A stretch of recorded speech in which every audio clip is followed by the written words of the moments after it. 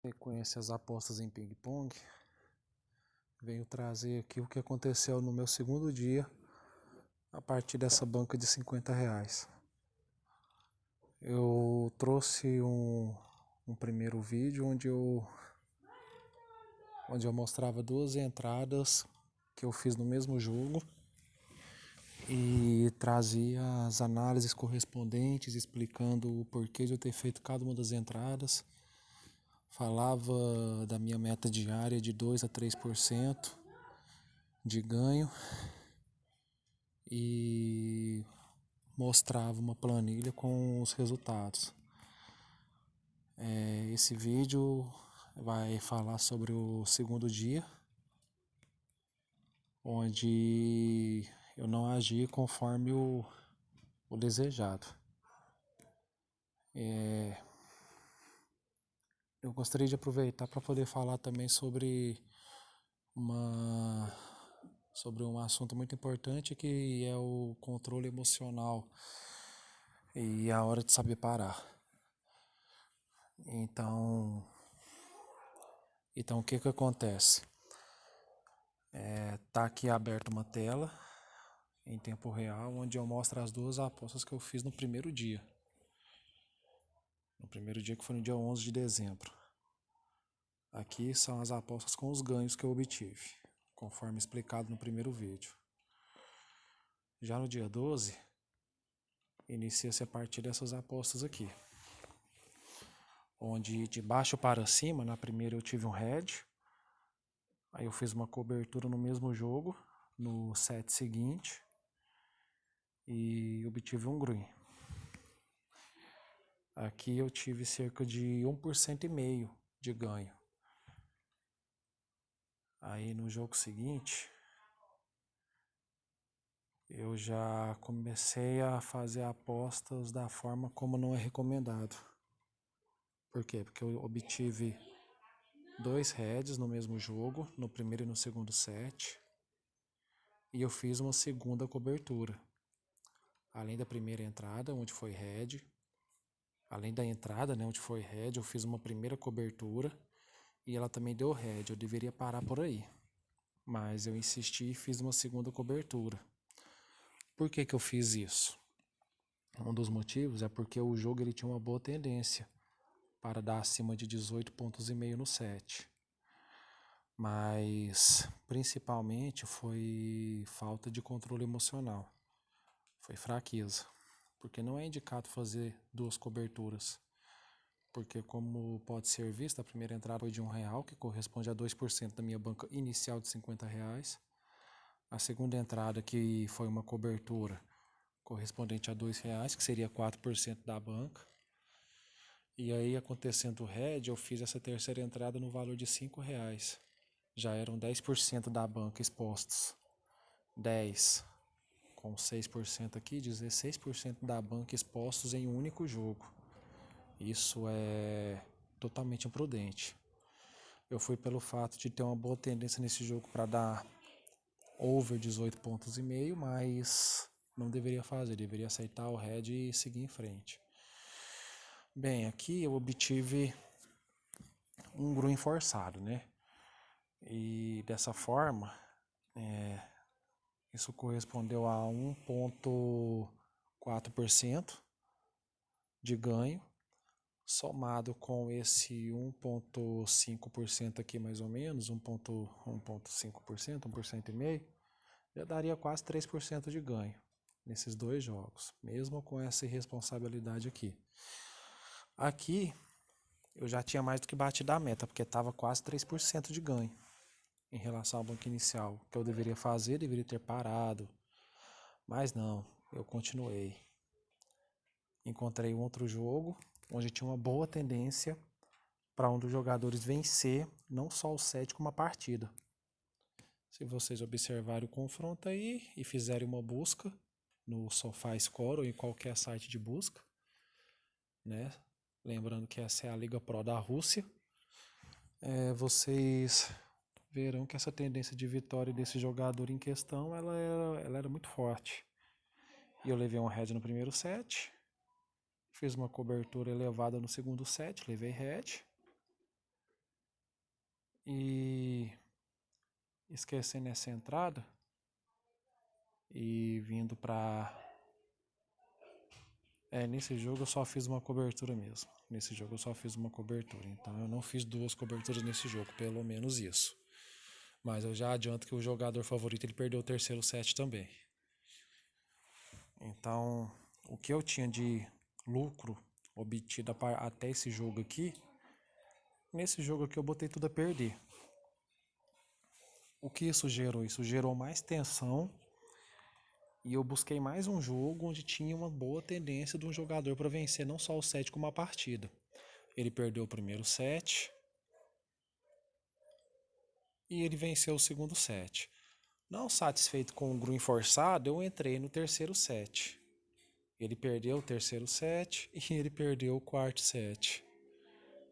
Aí eu encontrei outro jogo aqui embaixo,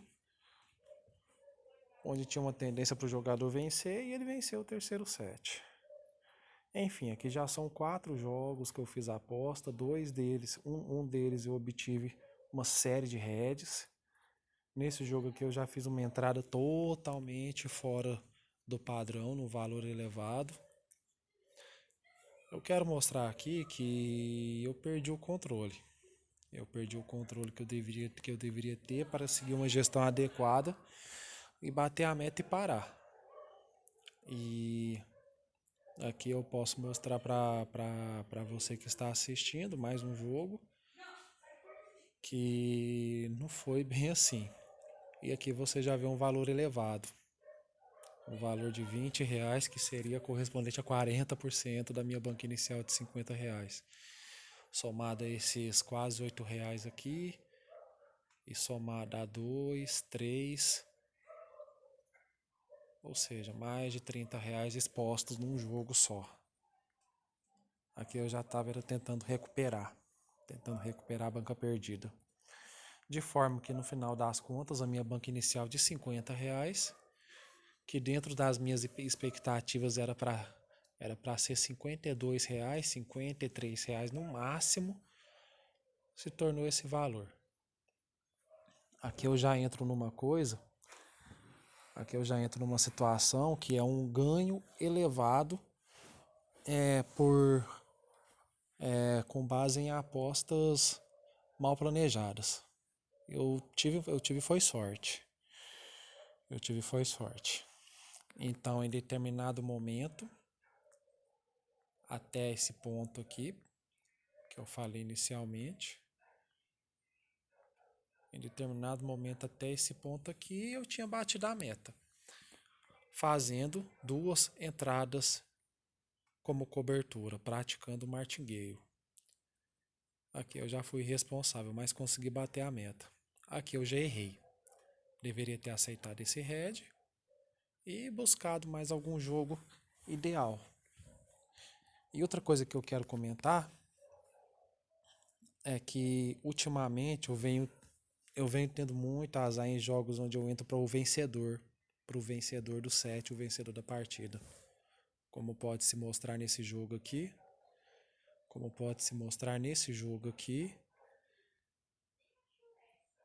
Aqui foi totalmente sorte, não foi tanta sorte assim. Eu dei uma observada nesse jogo aqui antes de fazer a entrada.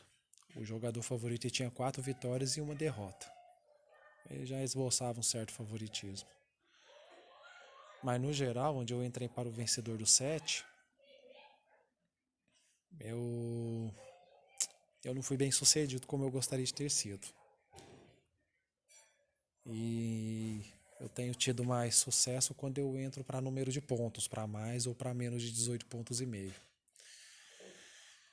Então, a partir do próximo dia, né? Esse aqui foi o meu segundo dia de apostas, dia 12 de dezembro. A partir do dia 13, o que eu vou fazer? Eu vou buscar minha meta de 2 a 3%. Vou focar em número de pontos. Vou entrar no vencedor do set só quando o jogo já estiver me mostrando que essa é uma boa entrada. Tá? O jogador favorito tem que ter vencido o primeiro e o segundo set, tem que estar encaminhando a partida para um terceiro set. tá? Conforme eu mostrei no jogo de ontem. E outra coisa, nesse dia 12, eu entrei em 7 jogos.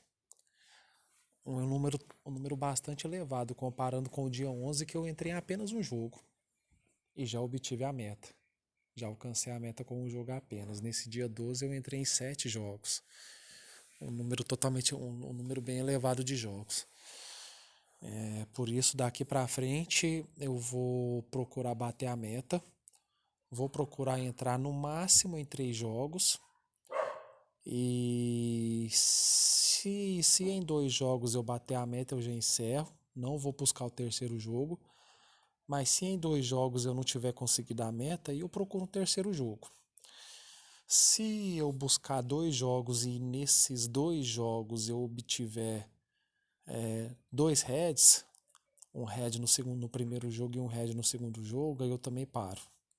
Eu vou procurar não forçar a barra para praticar uma gestão mais ideal, de forma que a minha banca tenha uma vida útil, mas tem uma vida saudável, né? De forma que eu possa ter uma banca saudável. Praticando todos os conceitos de para poder se dar bem nesse mercado de aposta esportiva, né? Que consiste em gestão de banca, controle emocional e utilização de um método mais eficaz. O método eficaz para mim tem sido o número de pontos, acima ou abaixo de 18 pontos e meio. Então é isso, esse vídeo aqui veio para mostrar que eu, apesar de ter tido um crescimento elevado na minha banca, isso veio através de várias decisões irresponsáveis. Eu espero que esse vídeo sirva de alerta para quem assistir e que você que está assistindo possa continuar me acompanhando nos próximos dias. Eu não planilhei essas entradas porque não tem nem como planilhar. Não tem nem como planilhar. Porque 7 jogos onde 5 deles foram desnecessários. Vai ser uma planilha gigante aqui, cheia de heads. Com greens que não vão me dizer nada. Porque foram decisões erradas que eu tomei naquele momento. Tá, então a partir do próximo dia, do dia 13, eu volto a planilhar minhas entradas, buscando sempre o autocontrole e bater a meta. E sair das apostas, encerrar as apostas no dia, se por acaso eu não tiver numa boa sequência de greens. Tá certo? Então espero que esse vídeo possa servir de ajuda e de alerta para quem estiver acompanhando. O mercado de ping-pong é muito interessante, mas também é complicado. As análises são tranquilas, dá para você fazer a análise de forma fácil, tá? E ter consistência, mas você precisa ter muito controle. Você precisa ter muito controle próprio. Beleza? Então eu espero trazer mais método, mais conteúdo e menos desabafo nos próximos vídeos. Tá certo? Então é isso aí. Muito obrigado por ter assistido até aqui e até a próxima.